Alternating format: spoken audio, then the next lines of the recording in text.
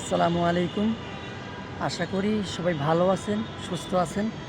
আলহামদুলিল্লাহ আমিও ভালো আছি। আজকে আমি একটি বিষয় নিয়ে আপনাদের মাঝে কথা বলতে আসছি। ভূমিকম্প নিয়ে আমি কিছু কথা বলতে আসছি। বাংলাদেশের ঢাকা বিভাগ কিংবা ঢাকা জেলার শহরে ধরুন যদি একটু বেশি ভূমিকম্প যদি হয় বা বেশি মাত্রায় যদি ভূমিকম্প হয়, তাহলে আপনি একটু কল্পনা করুন যে ঢাকা শহর কি হতে পারে বা কেমন ভয়াবহ হতে পারে। আমরা অনেকেই জানি ভূমিকম্পর ভয়াবহতা সম্পর্কে, কিংবা প্রাকৃতিক যে একটি ভয়াবহ ভূমিকম্প থাকে,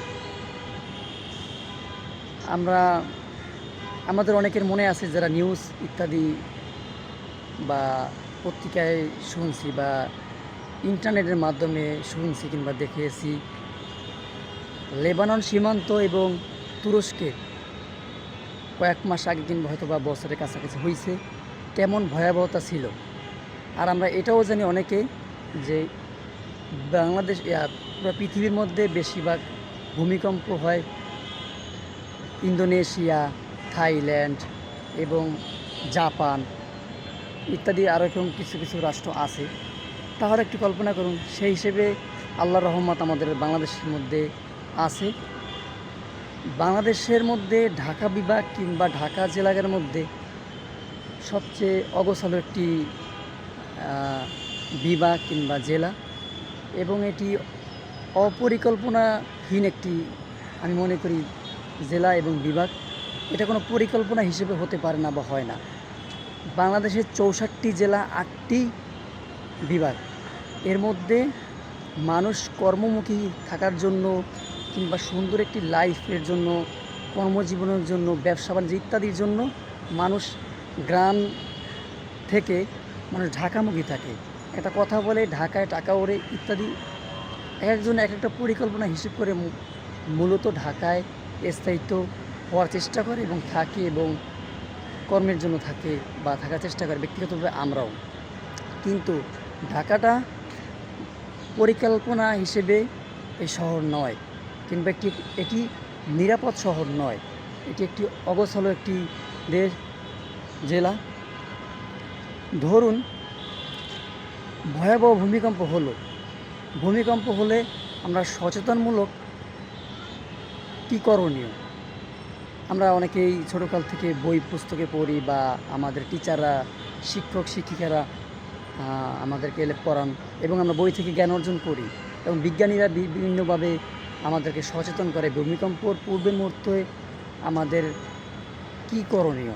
যেমন ধরেন নিরাপদ স্থানে যেতে হবে, কিংবা দেখা যায় খোলা আকাশের নিচে বা খোলা মাঠে।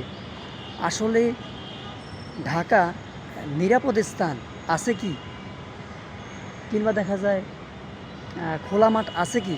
অবশ্যই নাই। তাহলে আপনি নিরাপদ যদি যাবেন, কোথায় যাবেন? রাস্তায়? দোনো পাশে তো বড় বড় দালান ভবন থাকে। কোন দালান কোথায় পড়বো? ডানে পড়বে না বামে পড়বে?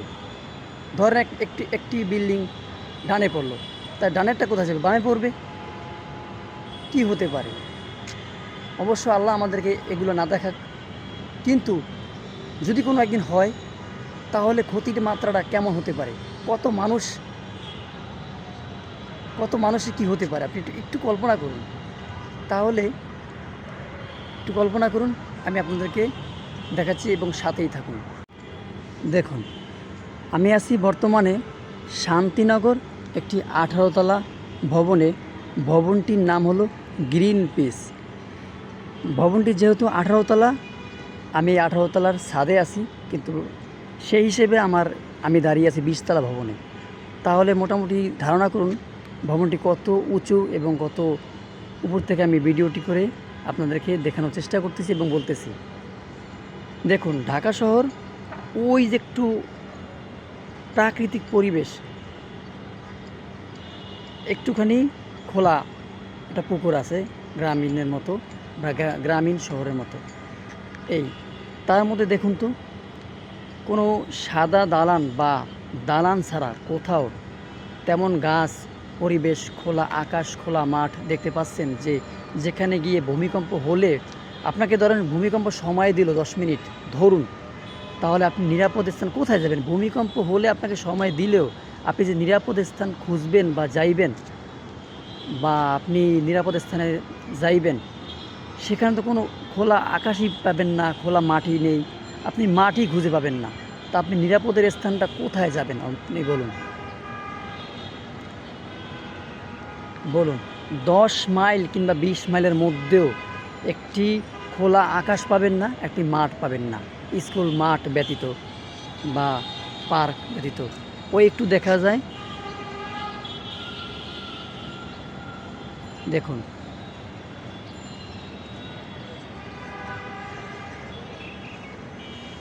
চারিদিকে ভবন আর ভবন, কোনো একটু ফাঁকা মাঠ নেই যেখানে মানুষ নিরাপদ স্থানে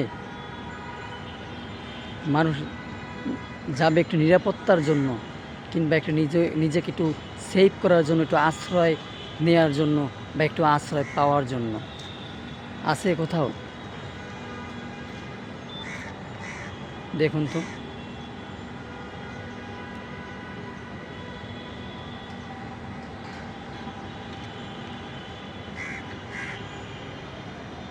দেখুন কোথাও একটু খোলা আকাশ কিংবা খোলা মাঠ ঘাট এগুলো দেখতে পাচ্ছেন? ওই একটু ছাড়া আর একটু পুকুর ব্যতীত। তাহলে আপনি নিরাপত্তার জন্য কোথায় যাবেন? আপনি একটু বলুন তো, বা একটু কল্পনা করুন।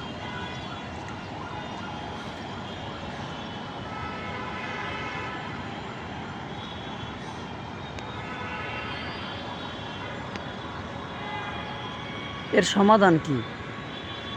এর সমাধান কি আমরা কি কখনো পাবো?